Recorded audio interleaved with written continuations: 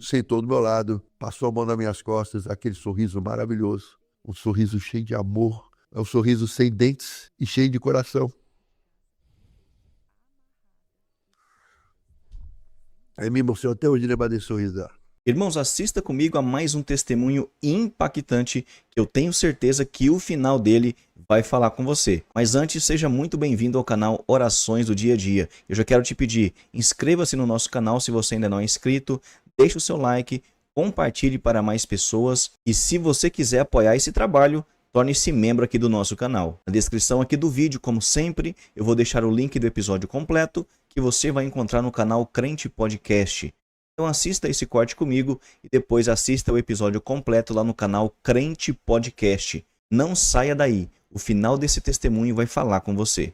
Vamos ver o vídeo. Eu nasci num lar espírita. Só que aí, com o tempo, a minha mãe transformou esse lar espírita, kardecista, em um terreiro de umbanda. E a frequência de pessoas na minha casa era de 1.500 pessoas por final de semana.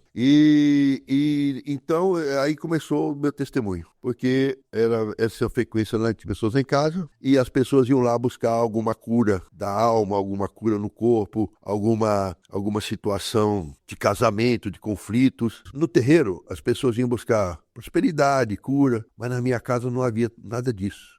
No terreiro, meu pai e minha mãe se tratavam com carinho. Oi, meu amor, minha querida, mas tudo mentira, porque dentro de casa um não olhava na cara do outro. No terreiro, todo mundo, um ou outro lá enriquecia, ganhava dinheiro. Meu pai faliu 5 vezes.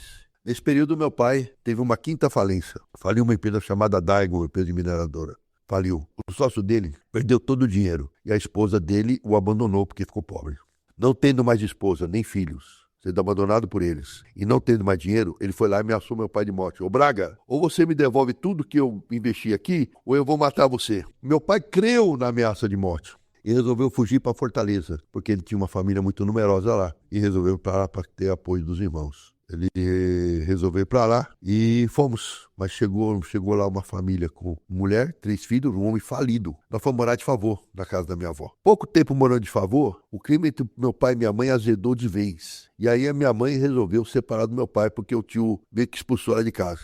Aí minha mãe juntou eu com 14 anos, meu irmão com 13, minha irmã com 11, na cama e disse, eu vou me separar do seu pai, vou voltar para São Paulo, vou arrumar um serviço, assim que eu ganhar dinheiro eu trago vocês para morar comigo. Assim ela disse, assim ela o fez. No dia seguinte ela pegou as malas e foi embora, deixando nós com meu pai. Meu pai era um homem difícil, mas a partir daquele dia tornou-se insuportável. Várias vezes eu acordava com meu pai dizendo assim, você não vale nada, você nunca vai dar certo nessa vida, você tem o sangue da tua mãe, aquela desgraçada, eu não sei porque eu tive filho de família só deu despesa, não serve pra nada. Aos 14 anos, no coração de um menino, nasce o quê? Uma mágoa.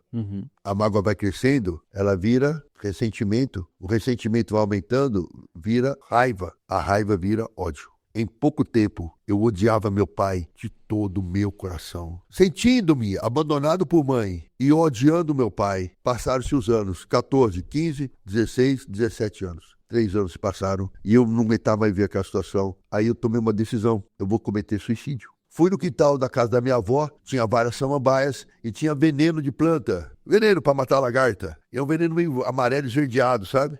Concentrado que você botava na água para mexer. Eu falei, vou beber veneno. Só que, meu amado, quando eu coloquei o veneno na boca, ele tá forte, ele queimou a mucosa. Eu tive que lavar a boca, cuspir. Não consegui engolir o veneno. Mas eu fui pro quarto do meu tio, determinado em morrer. Eu queria morrer, mas eu precisava encontrar uma forma. Porque eu não tinha medo de morrer. Eu tinha medo de sentir dor. Mas a decisão da morte estava tomada. Eu precisava encontrar uma forma que eu não sentisse dor. Fui pro meu quarto, aí no final da tarde. E eu fiquei ali na penumbra, com a janela fechada, imaginando formas de morrer sem sentir dor. E umas vozes falavam comigo. Elas falavam assim, se mata. Quando você morrer, tudo passa. Se mata, você vai ter paz. E eu sentia no ar a densidade mudar. Um sufocamento espiritual. E para distrair daquilo, eu olhei para a parede do meu lado direito, havia o mapa rodoviário do Brasil da revista Quatro Rodas. Saltou-me aos olhos uma linha vermelha do mapa. Fui lá ver o que era aquela linha vermelha, muito saltando aos olhos. Ela começava no Ceará, atravessava o país inteiro, São Paulo e Rio Grande do Sul. Estava escrito nela BR-116. E aí veio uma voz falou dentro de mim. Talvez a tua mãe não tenha te abandonado. Talvez ela esteja passando por dificuldades e você precisa ajudar. Eu abandonei a vontade de morrer e passei a substituir pela vontade de ir ver minha mãe para ajudar e juntar a família de novo. Eu, meus irmãos e ela. Então, aos 17 anos, sem nenhum dinheiro no bolso, eu peguei um passe de ônibus da municipal e desci na BR-116, debaixo de uma placa verde com letras brancas que anunciava São Paulo 3.500 quilômetros. Eu dei um primeiro passo. Aos 17 anos, sem nenhum real no bolso, só com a mochila de roupas, eu vim do Ceará para São Paulo a pé, em busca de amor de mãe. Andei 3.500 quilômetros, 5 estados eu atravessei a pé. Eu sou empresário, fui político, pastor, professor, mas já morei na rua. Saí de lá, a primeira noite que você anda, o coração acelerado, 17 anos, cheio de energia, querendo mudar a sua história. Aí você não consegue querer dormir, mas você anda. 3 horas da manhã, 3h30, tive sono, deitei no acostamento da estrada, a mochila como travesseiro e dormi. Quando amanhece o dia, 5h30, o sol apina, o sol acorda a gente. Então eu dormi 2h30. Andei o dia todinho a pé pedindo carona e ninguém parava. E eu parava no posto de gasolina, bebia muita água para tentar encher o estômago. Estava começando a ter fome, mas não sabia o que era fome. Mas eu não tinha coragem de pedir comida. Meu irmão, até para mendigar, você tem um aprendizado. Então eu bebia muita água para sede e continuei caminhando. Então era uma noite, um dia caminhando, sem comer, e aí chegou a segunda noite, onde eu vi um posto de gasolina com um cajueiro. Usei o cajueiro como apoio para minha mochila, a mochila como travesseiro. Havia uma lanchonete com 3 degraus muito pequenos e baixos. Ali eu adormeci. Quando amanheceu a manhã seguinte, pela primeira vez na minha vida eu tive fome. Você não sabe o que é fome, você sabe o que é apetite. Estou com vontade de comer uma coisa, isso é apetite, a fome é diferente. Quando você tem fome, as sensações físicas são essas. Você tem sudorese nas têmporas, tremores nas mãos. Você sente ânsia de vômito e quando vomita, você vomita suco gástrico e bile. Sai um líquido bem babento e esverdeado. Você quer ficar de pé, mas a musculatura não obedece. Você fica de 4, de joelho, depois fica de pé. E quando você faz esse esforço, a consciência ela some. Porque falta açúcar no cérebro, você apaga e volta, escurece e vem a luz. E aí você começa a ter uma percepção, ver que como tudo aquilo fosse um sonho, fosse um devaneio. Quando esse torpor passa, essa coisa passa, você é acometido de um desespero de fome. E esse desespero tira do teu cérebro todo o nojo, toda vergonha, todo pudor. Você é capaz de comer qualquer coisa e fazer qualquer coisa para ter comida. A fome, ela começa com essas sensações que eu narrei e o final dessas sensações é o desespero da fome. Desesperado de fome, eu olhei para a lanchonete, subi 3 degraus como se fosse o pico do Everest, porque eu não tinha força nas pernas. Apoiei-me no balcão, o cara veio na minha direção e ele disse assim, fala, posso ajudar? Moço, eu preciso de um café com leite, com bastante açúcar, eu preciso de um pouco de manteiga na chapa, eu preciso comer alguma coisa que eu estou para desmaiar no seu balcão. O senhor pode me ajudar? Eu posso lavar um prato, eu posso lavar um copo, eu posso passar um pano. Ao invés de me ajudar, ele gritou comigo dizendo, essa hora já tem gente pedindo, mas é da hora que eu abro, a hora que eu fecho a gente pedindo. Volta outra hora. Mas quem tem fome não tem outra hora para voltar.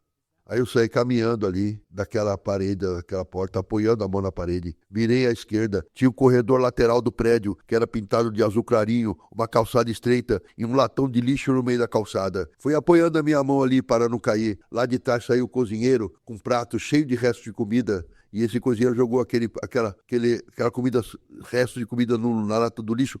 Provavelmente, resto da janta da noite anterior. Aí eu fui até aquela lata de lixo cheia de comida azeda, disputando comida azeda com formigas e baratas. Eu fiz uma cuia com a minha camiseta e eu comi. Ah, você não tem nojo? O cérebro tira o nojo.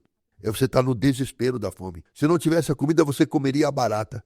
Você não tem, isso é tirado de você.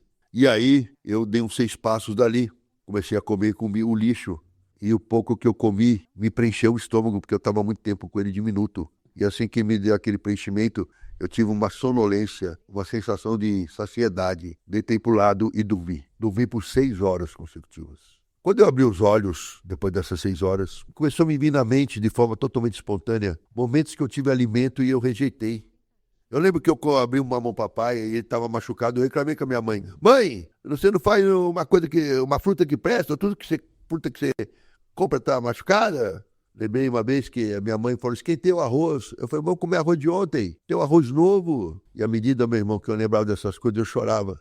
Mas eu não chorava porque eu comi lixo. Eu chorava porque pela primeira vez na minha vida eu me vi. E a pessoa que eu vi me envergonhou. Eu não sabia que eu era orgulhoso. Eu não sabia que eu era ingrato. Eu não sabia que eu era teimoso. Eu não sabia que eu era mimado. E a pessoa que eu vi me envergonhou e eu chorei.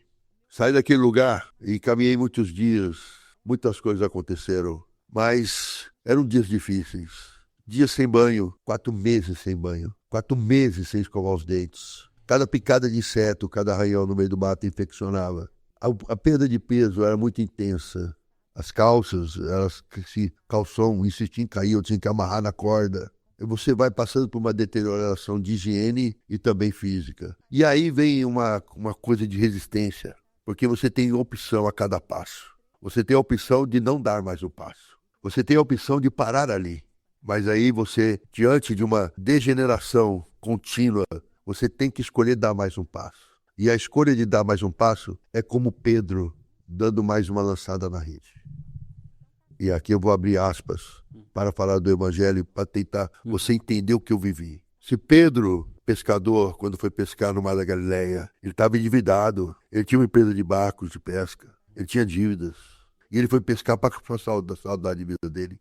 E quando ele foi lá no mar, a rede que ele usava era sisal, não é rede de nylon, é rede de corda encharcada pesa e fere a mão. Então Pedro vai, pega a rede no seu braço forte, a lança, mas quando ele lança a rede, ele não lança só a rede, ele lança esperança. Eu tenho esperança que eu vou jogar essa rede, eu vou pegar um monte de peixe e esses peixes vão resolver meu problema, vai pagar minha conta, encher minha casa de comida, vou conseguir dinheiro, vou tocar minha vida. E ele joga a rede e quando ele puxa a rede, ele puxa uma rede vazia e frustração. Porque não tem nada na rede. E a esperança dele foi em vão. E ele repete isso a noite toda. A noite toda. Cada lançada de rede era uma esperança frustrada. Cada tentativa que o peixe não vinha, o coração dele tinha que se encher de novo para ele dar o segundo arremesso. Assim era eu na estrada. Se eu quisesse chegar, eu tinha que dar mais um passo. Não importasse. Se aí o passo, eu não consigo mais dar um passo. Eu vou cair no chão, eu vou de joelho. Aí não consigo mais gatinhar, eu me arrasto. Mas essa seria a decisão de nunca parar, sempre prosseguir. E Pedro teve os barcos cheios quando Jesus o encontrou. Eu também tive minha alma sarada quando Jesus me encontrou. Talvez você, meu amado irmão, que está me olhando por essa câmera nesse dia abençoado, aqui está cheio da presença do Espírito, com a família cristã maravilhosa, unida, esteja passando por dificuldades terríveis. E aí o Espírito Santo está dizendo para você o seguinte: dê mais um passo. Dê mais um passo. O Espírito Santo de Deus manda falar 2 coisas aqui importantes. Não pare. Olha para mim. Não pare. 2 coisas. Não dê importância demais por tudo que acontece aqui. Como biólogo, o pessoal perguntava, os alunos perguntavam: pastor, o que é a vida? A vida é um intervalo entre o nascimento e a morte. Só isso. Tudo que acontece nesse intervalo passa. As coisas boas vão passar, as coisas ruins vão passar. Então, essa vida que nós vivemos é passageira. As circunstâncias que você vive são passageiras. Mas depois que essa vida acabar, a vida eterna começa e ela não passa. Então, o que eu queria te dizer é o seguinte: não importa o tamanho do seu desespero, não perca a salvação por causa do intervalo.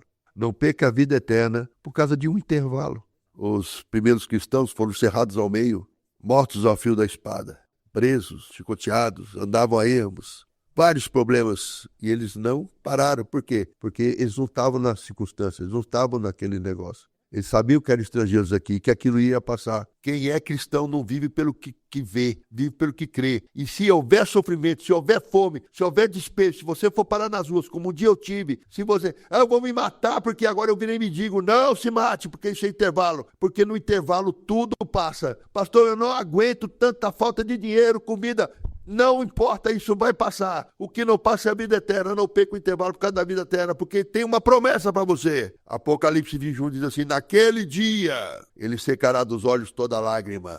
Não haverá mais dor nem clamor. As primeiras coisas já passaram. Eis que tudo se faz novo. Porque eu sou o Alfa e o Ômega, o princípio e o fim. Quem crê nisso pode passar o que for, mas não vai usar as dificuldades do intervalo para perder a eternidade no céu.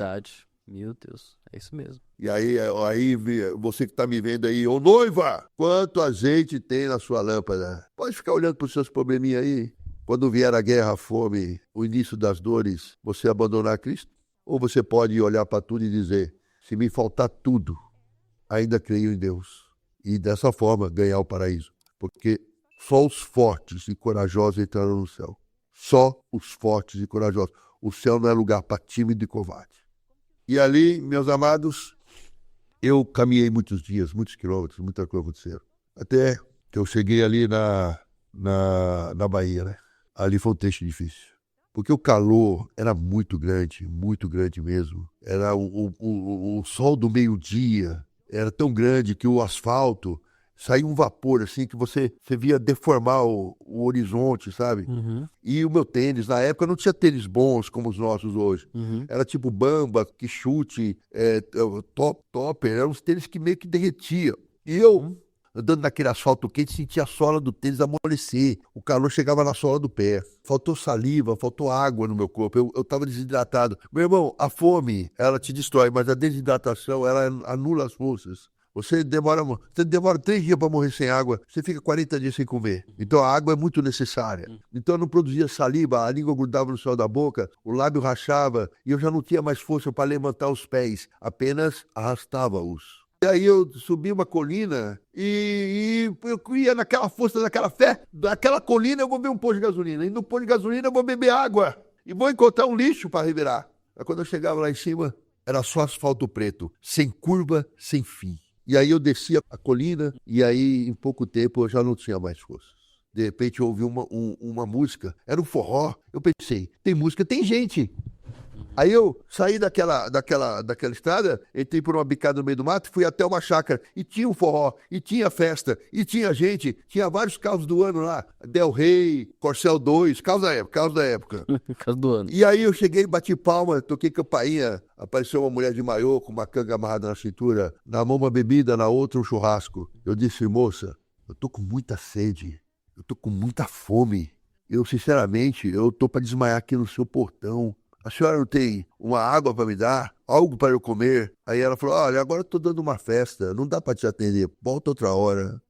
Nossa, meu Deus. E aí ela virou as costas e entrou. Eu virei as costas do portão e olhei para a estrada de onde eu vim. Eu falei, eu vou insistir, porque eu vou morrer. Aí eu fui lá, bati palma, toquei a campanha de novo. Ela olhou, viu que era eu, foi lá dentro e soltou 2 cachorros que vieram latindo ao portão. Eu fiquei tão desorientado com aquilo, que ao invés de voltar para a estrada de onde eu vim, eu olhei para a direita, eu senti uma picada no meio do mato. Eu falei, eu vou por aqui. Eu vou morrer aqui. Aí saí andando ali. Lá na frente, meu amado, havia uma casa de pau a pique. Sabe o que é pau a pique? Sim. Aquela casa de pau traçado, com Sim. barro salpicado. Uhum. Eu não tinha telha na casa. A casa era feita de palha de carnaúba. Sabe aquelas palhas de uma palmeira do Nordeste? Sei. Tinha um balanço de pneu numa árvore. Uhum. 4 crianças seminuas brincavam ali no balanço de pneu. E eu vi aquela casa paupérrima, muito pobre. E eu cheguei na porta. A porta era menor que eu. Eu tenho 1,87 m, a porta pequena. E a porta abria em 2, a parte de cima aberta, a parte de baixo fechada. A maçaneta da porta era uma madeira que girava num preguinho, chama tramela. Uhum. Eu bati palma lá. Saiu uma mulher lá de dentro, bem pequenininha. Ela tinha 1,5 m, 1,45 m, muito pequenininha. Reparei, nos seus pés não havia calçados. Ela tinha um vestido tão velho que uma das alças estava amarrada com nó. Ela tinha um pano puído no cabelo, aquele pano velho. Ela assustou, porque tinha um baita de um cavalo na frente da porta dela, maior que a porta dela, e ela pequenininha. Ela assustada, aquele olhinho miúdo. Eu olhei para ela com mais atenção. Eu reparei que as rugas dela eram muito profundas. Ela não tinha rugas como as minhas. As rugas dela é como se fora um papel amassado. O rosto com aquelas rugas muito fundas. E aí eu disse, moça, a senhora não tem um copo d'água para mim? Alguma coisa para eu comer, alguma coisa para eu beber? Eu tô para cair na sua porta. Ela sorriu para mim. A boca dela tinha uns 4, 5 dentes. Até hoje é o sorriso mais bonito que eu vi na vida. Eu nunca encontrei um sorriso mais bonito que aquele. Porque aquela boca sem dentes falou assim, entra, meu filho. Você ser chamado de filho, na situação que eu estava. Eu entrei. Não tinha piso na casa. Era só terra batida. Não tinha móveis. Só redes enroladas penduradas na parede. Passei por um quarto cuja porta era uma cortina que corria no barbante. Cheguei na cozinha com uma mesa, 2 bancos tipo de igreja. Ela botou um prato de aço esmaltado e gasto na minha frente. Ela pegou uma caneca de alumínio amassada e limpa e me deu na mão e falou: aquele pote de barro tem água. Eu tirei um paninho de cima do pó de barro e fiz tibum! E puxei lá de dentro uma água salubre e barrenta. A água tinha gosto de barro e sal. E eu bebi aquela água de poço. Eu bebi aquela água, meu irmão, aquilo ali parecia que eu era uma esponja enchendo, porque aquela água caía assim dentro do meu corpo e meu corpo puxava, matando a sede. E com alegria, é impressionante isso, alegria. Ela foi na prateleira, a única da cozinha, começou a sacudir umas cabaças, nenhuma fazia som. A última vez, ela pegou a única cabaça que tinha comida e ela disse para Deus: graças a Deus ainda tem farinha. Aí ela pegou o prato de aço esmaltado e gasto na minha frente, colocou uma farinha de mandioca crua, que é chamada de farinha d'água, jogou uma água para amolecer, sentou do meu lado, passou a mão nas minhas costas, aquele sorriso maravilhoso, um sorriso cheio de amor, é um sorriso sem dentes e cheio de coração. Aí me emocionou até hoje lembrar desse sorriso dela. E aí, eu peguei a colher de sopa, enchi de farinha e água. Quando eu fui colocar na boca, as crianças olhando para mim na janela.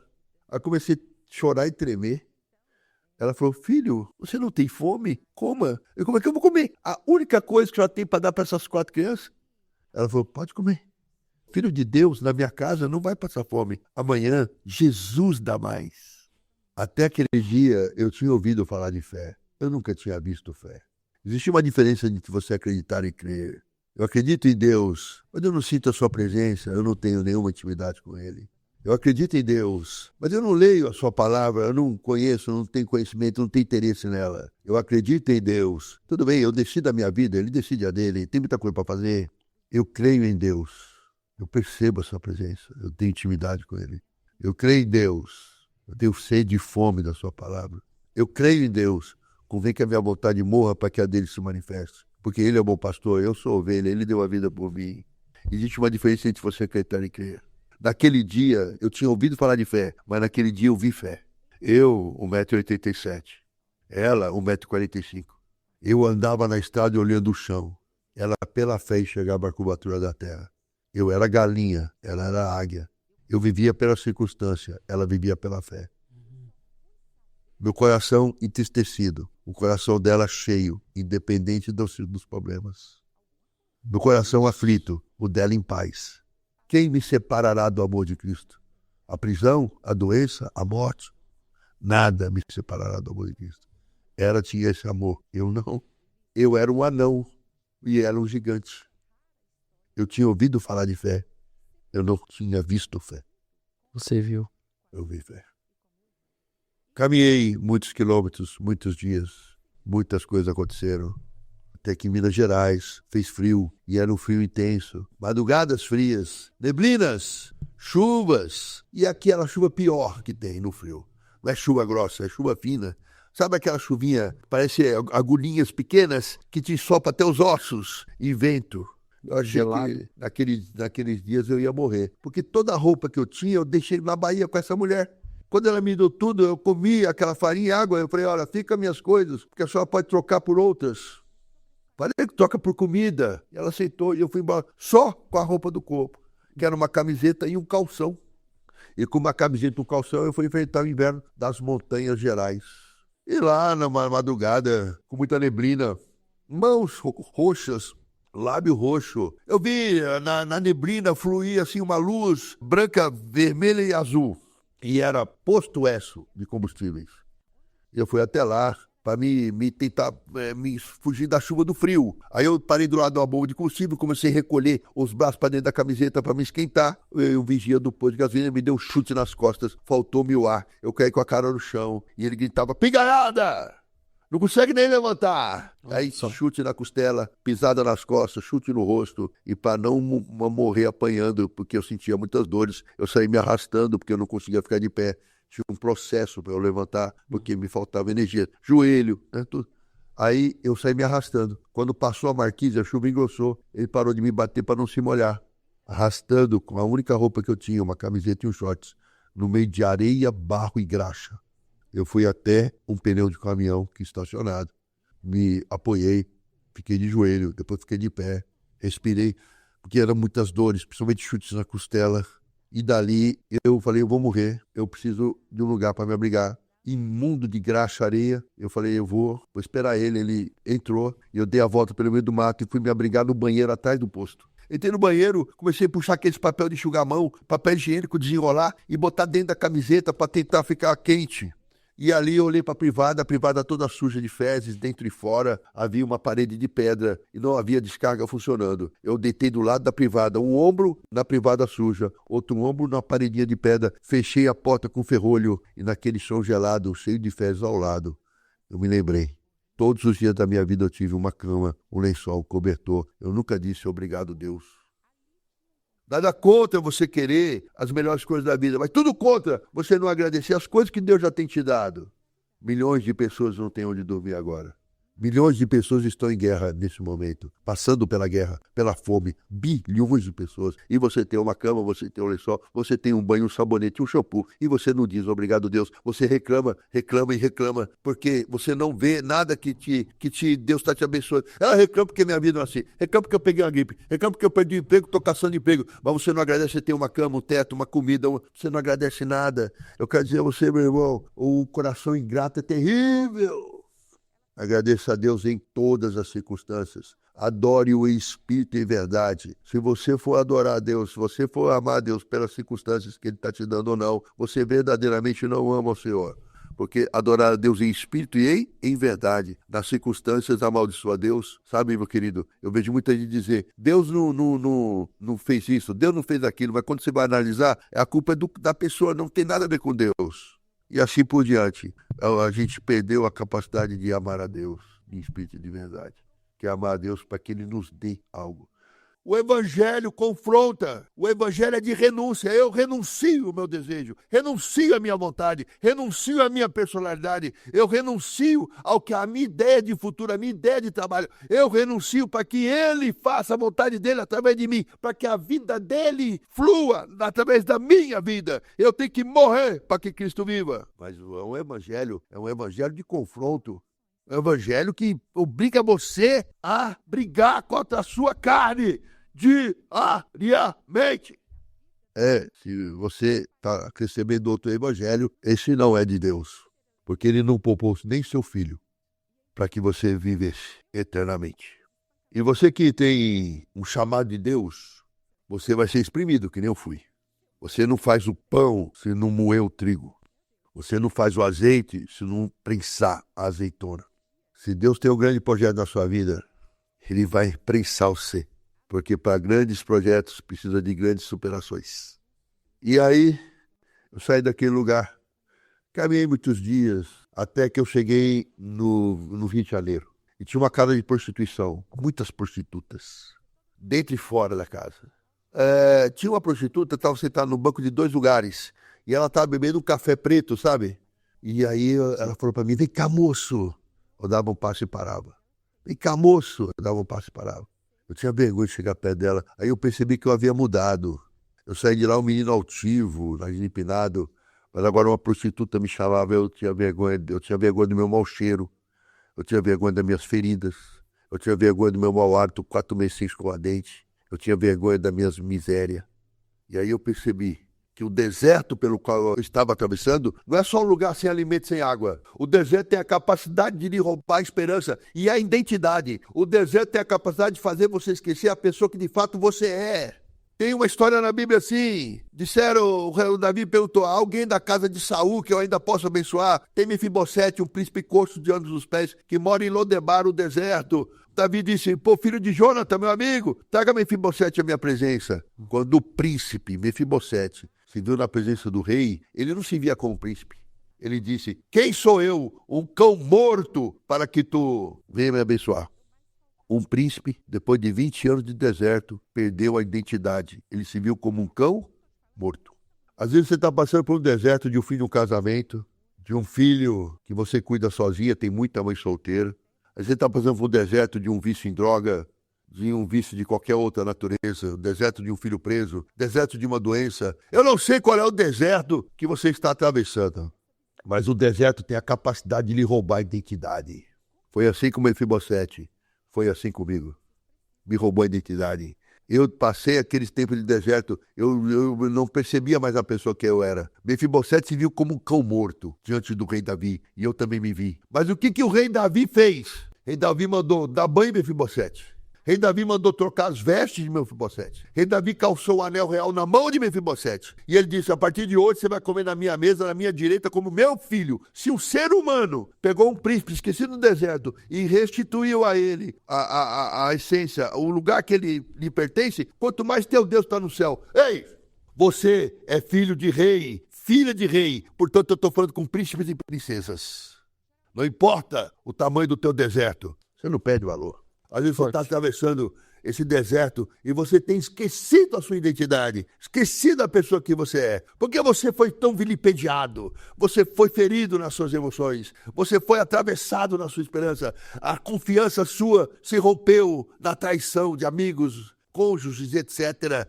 Você está sufocado numa depressão ou numa ansiedade. Você está moído, você perdeu a identidade. Mas a sua história não acaba aqui. O deserto não é lugar para você ficar, é lugar para você transitar. É a escola do Senhor.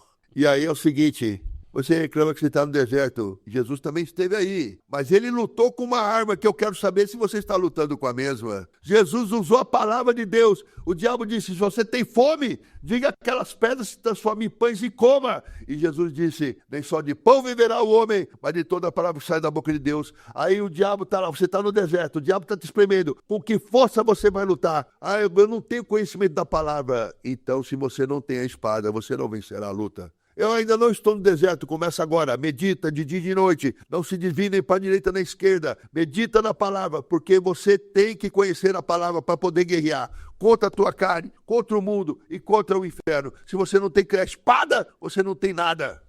Você come todo dia para manter seu corpo, mas você não come nada para alimentar seu espírito. Por isso a sua fé, ela está voando com as circunstâncias como folha ao vento. Você não tem fé. Você acha que tem. E assim foi. Saí naquela prostituta e eu me sentia assim diante dela. Mas ela me chamou, quando eu fui, eu vou lá. Sentei do lado dela. Ela me deu um copo de café para tomar, meu irmão. Rapaz, quando eu sorvi aquele café quentinho com açúcar, parecia que eu estava no maior banquete do mundo. Sabe? Aí ela falou, fica aqui, não sai daí. Promete? Prometo. E antes dela dizer essa frase, eu já tinha contado para ela porque eu estava na rua. E me chamou a atenção porque eu falava, estou indo em busca de amor de mãe. E as lágrimas dela escorriam. Eu não sei que parte da minha história encontrou a história dela, mas ela chorou muito. E falou, fica aí, não sai daí. Eu fiquei tomando café. Daqui a pouco ela saiu com um caminhoneiro abotoando as calças. O caminhoneiro apertando o cinto. Meia hora depois, quem é o menino? Aquele menino lá. Bora comigo para São Paulo. Eu falei, eu não tenho dinheiro para pagar o senhor. Ele falou, ela pagou para você. Uma prostituta deu a única coisa que ela tinha, o próprio corpo, para que um desconhecido tivesse a chance de encontrar minha mãe. O nome disso é amor. Tem gente religiosa que aponta muito o dedo, acha que pode julgar as pessoas da forma como ela entende que é o correto. E aí ela pesa, ela não admite que o pecador se arrependa, ela rotula, você é pecador e vai ser pecador para sempre. Mas eu quero dizer a essas pessoas o seguinte, tem uma prostituta na família de Jesus, não é que seguia ele não, na família dele, Raabe. Tem uma estrangeira na família de Jesus, o nome dela é Ruth. Tem um assassino e adúltero na família de Jesus, o nome dele é o rei Davi, porque enquanto o mundo aponta o dedo, Jesus abre os braços. Jesus aceita todo pecador arrependido. Todo pecador arrependido, que dá frutos de arrependimento, Deus perdoa e esquece o seu passado, e a pessoa passa a viver uma nova vida, uma nova criatura. Mas para o religioso, vai ser sempre aquilo ali. Se fosse a igreja hoje, o pessoal fala, eu não vou no culto de Davi não, porque ele é adúltero. E uma prostituta deu o corpo dela para que eu sobrevivesse. Meu Deus. Caminhei até o caminhão e ele me deixou no Museu do Ipiranga. E no Museu do Ipiranga eu fui andando até o Minhocão, né? General Olímpio da Silveira. Aí da General Olímpio da Silveira fui ao prédio que a minha avó morava, reconhecia pela fachada. Toquei campainha, ninguém abriu, mas eu olhei, a porta estava aberta do prédio. Não tinha elevador, abri a porta, subi a escada, 2 andares, apartamento 21. Toquei a campanha do apartamento, era madrugada, várias vezes toquei. Daqui a pouco uma luzinha acendeu, um olho apareceu no olho mágico, minha avó me viu, mas não reconheceu que era eu. Aí eu tive que falar o nome de todo mundo da família para saber que era eu. Aí minha avó abriu a porta. Rapaz, eu fedia muito. Eu tinha um bafo na boca insuportável, 4 meses sem escovar dente, cara, comendo lixo, azedo. Eu tinha feridas que eu nem sabia. A minha avó não reparou nada disso. Ela só sabia me abraçar, me beijar e me apertar. Aí ela falou, menino! Que a minha avó é alemã, né? Eu tenho italiano, alemão, pai de mãe, pai de pai, português e espanhol. Eu sou paulistano, meu pai é cearense, minha mãe é gaúcha, quer dizer, eu sou um vira-lata legítimo. Aí minha avó, menino, vai pro banheiro, pelo amor de Deus. E foi pro banheiro. E aí ela foi fazer alguma coisa para comer. Ela correu, era madrugada. Ela buscar uma roupa para me dar. E quando eu entrei no banheiro, foi muito surpreendente. Eu me vi no espelho. Meu cabelo, ele estava empastado, como se fosse um dread de Bob Marley, assim, empastado. Não passava pente. Tipo, eu sorri no espelho. Sabe essa divisão entre os dentes? Eu não tinha, era uma crosta só. Eu escovei o dente assim, ó, e não saía. Placas. Eu não tinha nenhuma cara, cheguei aqui uns 6.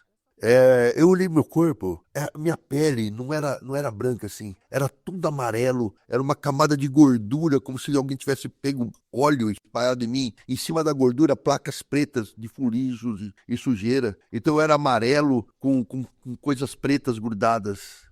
Eu olhei minhas pernas, porque eu parei para ver no espelho.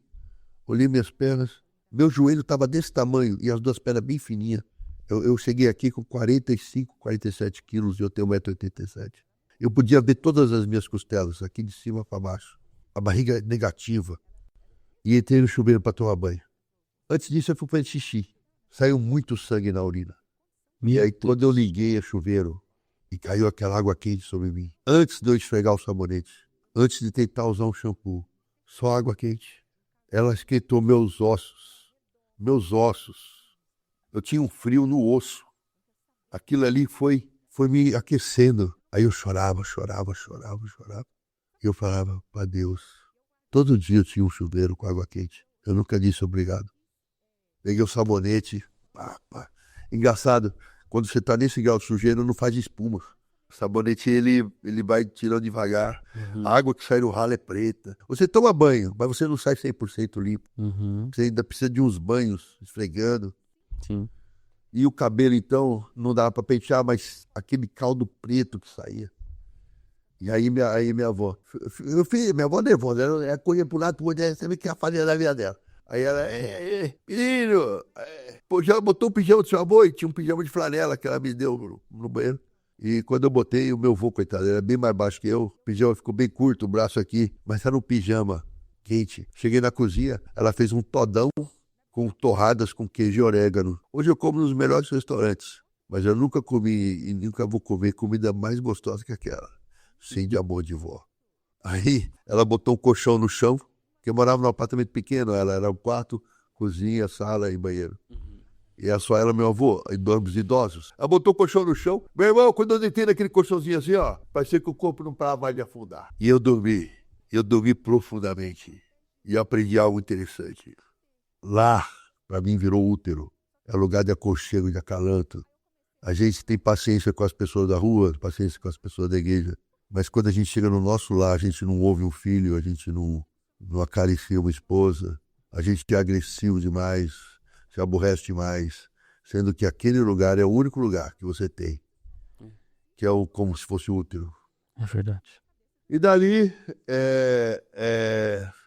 no outro dia, quando eu abri os olhos, minha mãe estava no sofá olhando para mim. Pulei, agarrei ela, abracei, beijei. Encontrou a mãe. Cadê a mãe? E... Ela assustou, né? Tava lá uma caveira no colchão. E aí eu fiquei pensando, meu Deus, como a família é importante. Eu vim do Ceará para São Paulo para buscar uma mãe. Eu vim a pé para buscar uma mãe. E uma avó que vive de aposentadoria me recebeu, me acolheu. E olha, você que é filha rebelde, que não dá valor que a sua mãe faz, Você está em desobediência ao mandamento do Senhor. Honrarás o teu pai e a tua mãe para que se prolonguem os teus dias na terra. E é um mandamento com promessa. Diz, teu pai você vai morrer cedo. E não vai para o céu não, porque está desonrando o mandamento. Exatamente. Então honre seu pai, honre sua mãe. Ouve a sua avó e seu avô. Porque no dia do aperto é isso que você tem. Aí minha mãe deu 2 notícias para mim. Falou, olha, não dá para você morar comigo não. Mora com seu avô, porque eu casei de novo e o cara com quem eu casei não quer que você mora comigo. Mas ele tem dinheiro, não vai te faltar nada. Eu não queria saber de dinheiro, queria saber da minha mãe. Aí no outro dia eu fui lá onde ele morava, com o meu avô. Perguntar para ele, viu, eu sou o Ricardo, filho dele. Eu soube que você chegou e tal. Quero morar com a minha mãe. Não, eu não casei com ela, não casei com os filhos. Mas me dá uma chance. Eu morar com você 1 ano. Se você não gostar de mim, me manda embora, mas não me manda embora antes de me conhecer. Ele falou, não quero. Aí eu fui perguntar pro meu avô na calçada, é possível ser feliz? Ele falou, como? Tenha um bom emprego, tenha uma boa faculdade, tenha uma mulher que te ama que você vai ser feliz. E aí eu fui atrás disso. Fui morar com o vô que me acolheu. Minha mãe ia todo dia lá, ela não me abandonou, mas ela dependia financeiramente do camarada e ele não queria eu. Sabe o que aconteceu com esse cara? Há poucos anos atrás, ele morreu, mas antes de morrer, eu fui encontrar com ele. Ele estava na miséria. Sabe quem cuidou dele? Fui eu. Meu Deus. E aprenda a perdoar. Aprenda a perdoar. Se você não perdoa, você está condenado. Por quê? Pela mesma medida que perdoardes, você será perdoado. Se você não libera o perdão, você não tem perdão. Então, o que eu quero dizer para você assim?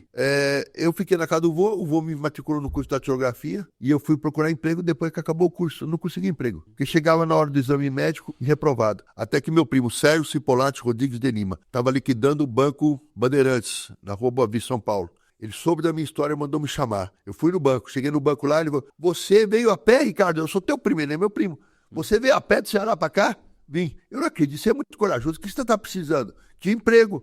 Eu falei, agora, vai com o emprego agora. Mandou eu lá no RH do banco, fui no RH. O RH pegou meus documentos, fez uns testes de datilografia, português e matemática, mandou eu pro exame médico. Aí o médico me examinou do fio do cabelo ao dedo do pé, pegou um viva voz, apertou o botão, falou, doutor Sérgio, meu primo, autoridade máxima do banco. Pois não, o Ricardo não tem condição de trabalhar. 20 quilos abaixo do peso. Está com infecção na uretra, na bexiga e no rim. Tem feridas que não cicatrizam, pode ser diabetes. E ele não tem verme não, ele tem um zoológico. Aí meu primo, a mãe do meu primo falou assim, ou você contrata ele ou eu demito você. Assim como uma pensãozinha foi contratada. Primeiro dia de serviço, afastado para tratamento médico. Fiquei 6 meses de tratamento médico. Voltei para o banco como office boy, camisa verde, calça verde, gravata verde. Office boy Ricardo Braga, empreendedor dourado na gravata, coisa chique. Em 3 meses eu fui promovido de office boy para chefe dos boys. Depois eu virei auxiliar de escritório A, B, tal, até chegar na gerência do banco. Conheci uma moça que era apaixonada por mim ou por ela, Gildinha Aparecida Machado, e tinha uma faculdade. 3 coisas que o vô falou que eu precisava para ser feliz. Eu era feliz? Não. O diabo dá as coisas por fora para tentar mudar você por dentro. Jesus muda você por dentro depois que dá as coisas de fora. Você não vai ser feliz por causa das circunstâncias. Quem cura a alma, quem preenche o vazio, quem sara feridas, quem muda a rota é Jesus. As mudanças são de dentro para fora, não de fora para dentro. Só Jesus. Meu casamento acabou, porque eu tinha desconfiança dela. No ano que meu casamento acabou, meu irmão se enforcou. Meu irmão, que morava em Fortaleza, Marcelo Lima Braga, cometeu suicídio, dia 27 de dezembro, Natal. Cometeu suicídio. Eu fui com a minha mãe no enterro, encontrei meu pai, quis matar o meu pai. Meu pai morreu 2 anos depois.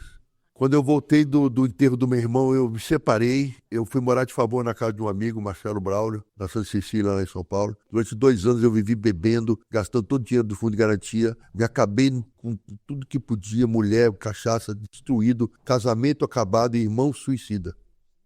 Irmão morto. Aí bebendo cerveja no Café Piu Piu do Bexiga, uma pessoa, uma ex-namorada Mariana, veio no meu ouvido 2 anos depois, falou pra mim... Seu pai morreu. Meu pai morreu 2 anos depois da morte do meu irmão, de infarto fulminante. E aí, quando eu recebi a notícia, eu levantei um brinde. Vou brindar! Brindar aqui a morte de um desgraçado. Alguém da mesa falou, estou indo para a Unicamp, vou prestar vestibular para ir para lá. Dá tempo de se inscrever? Dá. Me inscrevi, passei. Vou fazer biologia na Unicamp. Morando na moradia do estudante, de graça, comendo no bandejão de graça, falido, pobre, destruído.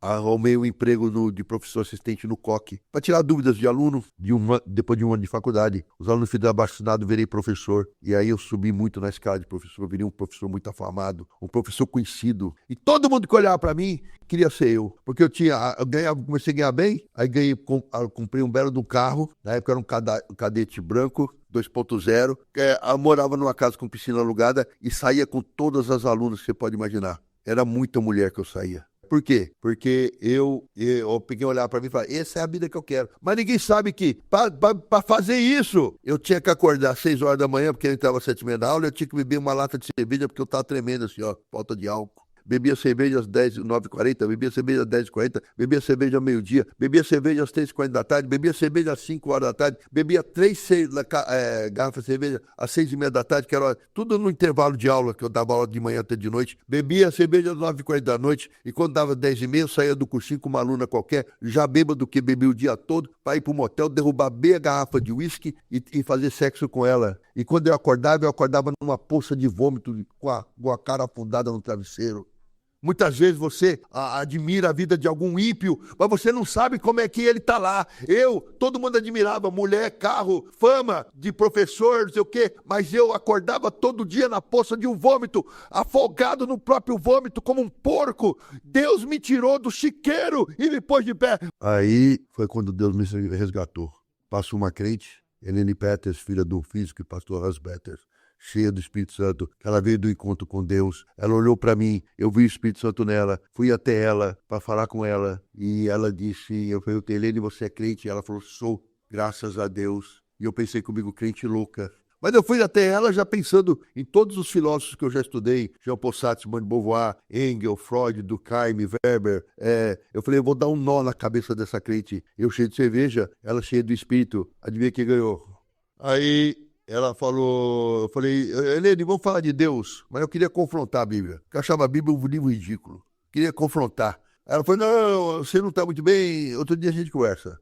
Na outra semana, ela não saía da minha cabeça, na outra semana eu encontrei Helene, vamos falar de Deus. Não, Deus está preparando o momento. Passou mais uma semana, a Helene parou num restaurante de Barão Geraldo, 11 horas da manhã, tinha ninguém no restaurante, no sábado, eu tive fome, entrei, eu olhei para a Helene com aquela cara assim, ai não, um mala.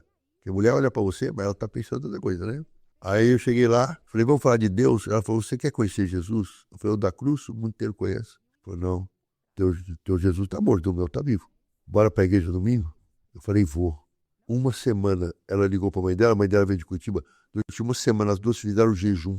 Quando eu fui domingo pra igreja, eu fui de camiseta regata, de ônibus, com as duas. Tava todo o ambiente preparado, pastor Alexandre Perucci, Márcia Perucci, pastor Hans e Miriam Peters e a Helene. E ali começou a tocar um louvor. Aí o louvor tinha assim, em tua presença sou fortalecido. Em tua presença, Senhor meu Deus. Em tua presença é onde quero estar. Buscando a tua face. Quando falou, buscando a tua face, eu senti um toque físico assim. Físico. Por isso que assim, sabe, aquele louvor é real. Tocou-me. Jesus tocou-me, de paz ele encheu meu coração.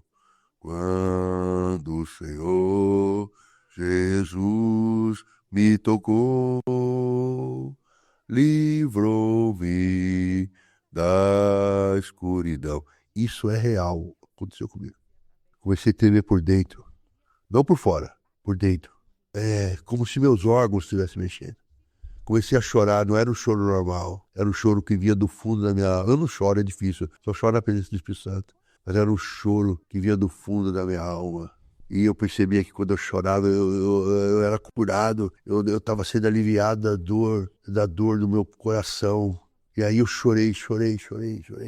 Numa igreja que eu não conhecia ninguém, eu corri no corredor, joguei no chão em frente ao púlpito. A pastora Márcia Perucci, o pastor Alexandre Perucci, falou, para tudo! O Espírito Santo de Deus está me falando que eu estou consagrando o verdadeiro adorador. Pegou uma garrafa de azeite, não é um jogou tudo em mim.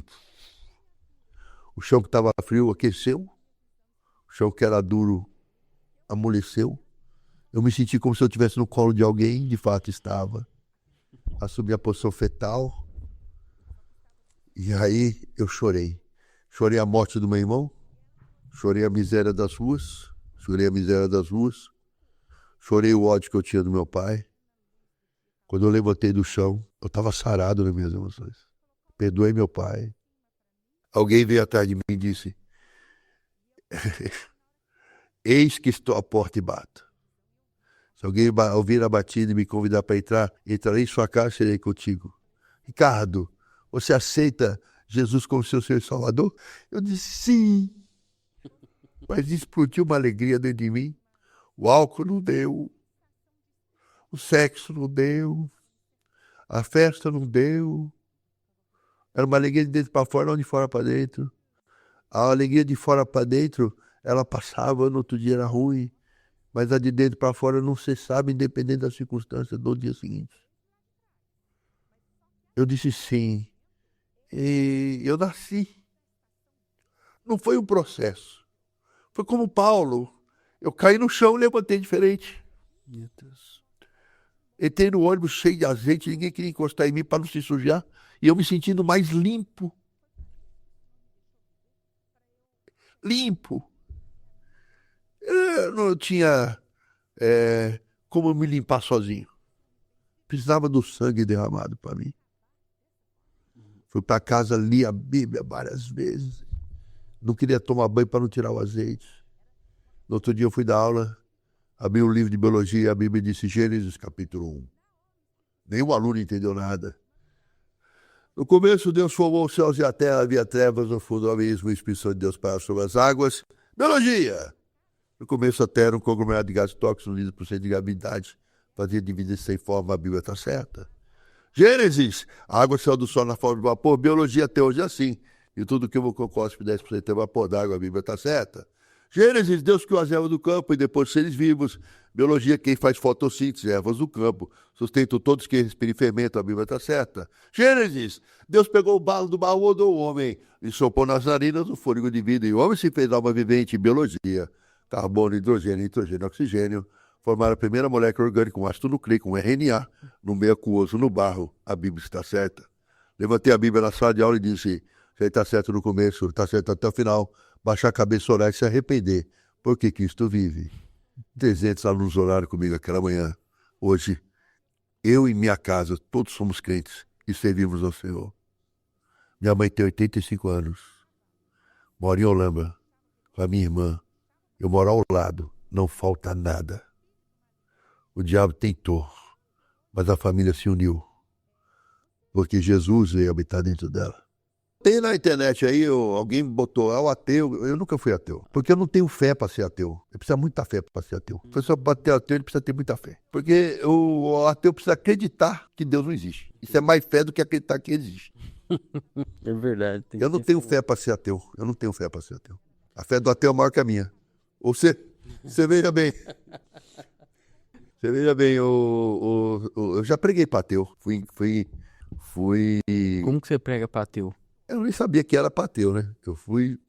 Caí numa armadilha, assim, mais ou menos. E me chamaram. Você é cientista e é evangélico? Sou. Isso não combina. Eu vou fazer uma palestra aqui sobre ciência e religião. Você não quer vir? Eu fui. Cheguei lá, era tudo ateu. Aí tinha lá um cientista e tinha eu. E aí o camarada, vou fazer perguntas para você. Aí eu comecei a orar e em pensamento, falar, Deus, me dá graça. Aí, mas não era só perguntas, era com ódio. E a Bíblia fala isso, que nós seremos perseguidos por causa dele. Sim. Tinha um ambiente de ódio à minha pessoa, como se eu fosse um idiota. E aí eu fiquei lá. Aí veio físico, tinha filósofos. E aí, só para dar um exemplo, o físico falou para mim, a ciência e a física não pode ser combinadas, porque tem o Boston de Higgs. Aí nós descobrimos a origem do universo. E começou a falar um monte de coisa física, né? Aí eu fui lá e contrapus ele. Falei, veja bem, vamos pegar tudo que você falou, mas vamos para a origem da física. A física estuda efeitos da natureza, estuda a natureza, certo? Certo. Aí, por exemplo, S é igual a S0 mais V0 vezes T mais meio de AT2 sobre 2. Isso é movimento uniformemente variado. Espaço, tempo, aceleração. Espaço, tempo, aceleração, densidade, massa sobre volume. Tudo isso aí são regras da física que estuda são leis naturais, certo? Certo. Imutáveis, essas leis são imutáveis. Se a lei é imutável, quem escreveu essas leis? Como é o nome do juiz? Essa lei é imutável, o juiz também é imutável tanto quanto. O bóson de Higgs é uma subpartícula atômica que fala da origem do universo, mas ela não explica, ela fala, remonta uma situação da origem do universo, mas do nada nada se produz.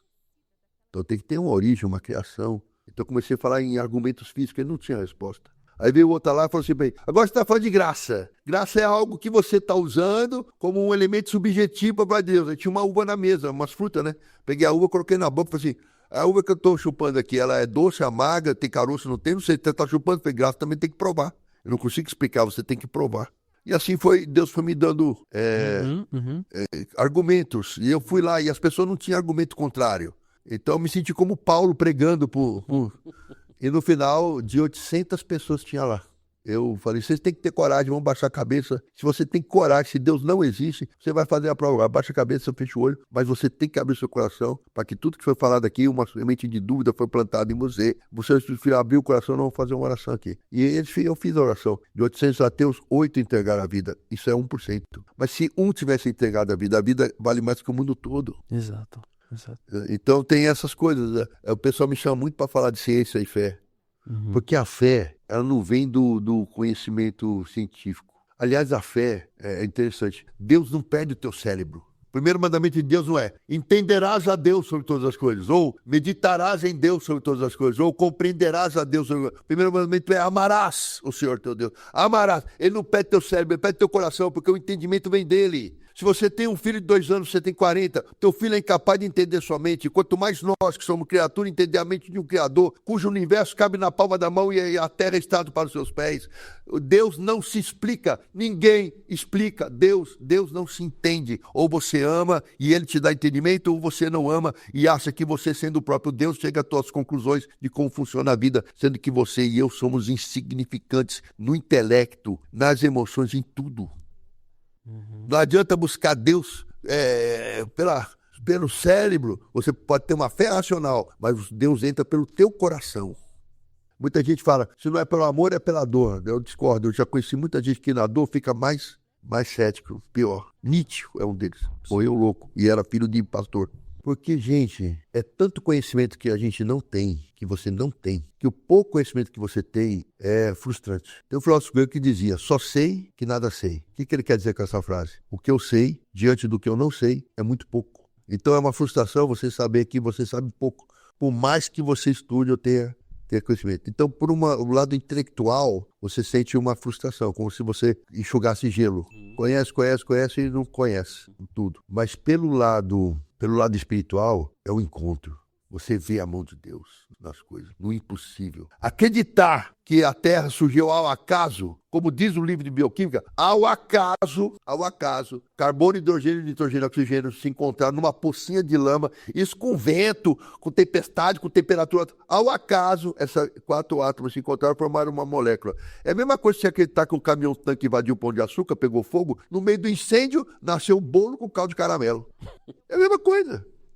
Aí quando você vê uma coisa dessa, você fala, tem a mão de Deus. Deus é real. Mas não é porque você entende a Deus, é porque você se maravilha no seu coração com aquilo. Exato. Entende? Exato. Meu amado, você está respirando agora? Sim, Tem sol lá fora? tem. É. É o suficiente. Cara, olha só que coisa de louco. Sabe por que você está respirando agora? O que a planta puxa do chão para ela? Água. O que ela puxa da atmosfera? Qual é o gás que ela puxa da atmosfera? CO2. Gás carbônico. Aí o sol bateu na folha. Aí ele transforma. O sol quebra a molécula de água. O nome disso é fotólise da água. Fóton é luz. Lise é quebra. Quebra da água pela luz. O sol bateu na folha. Pim! A água quebra. O oxigênio entrou nessa sala, está no seu pulmão agora. Só porque o sol está batendo na folha. Sobrou o hidrogênio, porque a água é H2O. O hidrogênio entra no meio do gás carbônico, CO2 e H2O. O hidrogênio entra no meio do gás carbônico, faz açúcar. C6 da H12O6. Nós estamos conversando aqui. A folha está fazendo teu café da manhã, almoço e janta e te dando ar para respirar, para a gente poder contar essa história. E é de graça. Ninguém pagou nada por isso. O nome disso é fotossíntese. Fóton é luz, síntese é transformação. transformação da energia luminosa em energia química. Mas nós estamos conversando, Deus está preparando nosso café da manhã, almoço e janta, e é de graça. E Ele botou o sol no firmamento para fazer isso. Quem não se maravilha com isso, cara?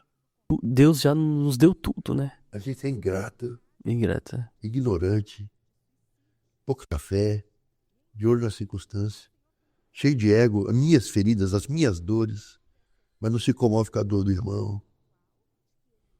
Sendo que o cristianismo não é isso. E a nós só cabe fazer o que estamos fazendo agora. Eu sou muito grato a vocês dois, porque vocês estão me dando a oportunidade de lançar a palavra. E é o Espírito Santo que vai olhar os corações que vão receber essa palavra. E é Ele que vai convencer do pecado.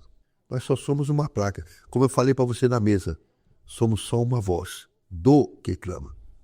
Nós mesmos não temos importância. E o testemunho é importante de vida. Que quando a mudança fala mais que 1000 palavras.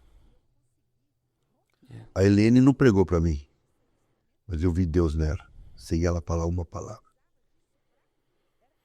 O Espírito Santo de dentro dela me atrai. Não é pelo discurso, não é pela inteligência, é pela intimidade. Você veja bem uma coisa que eu acho muito interessante.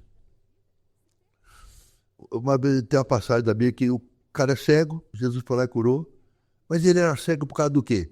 Por causa dos erros do seu pai, dos pecados dos seus pais ou do pecado dele?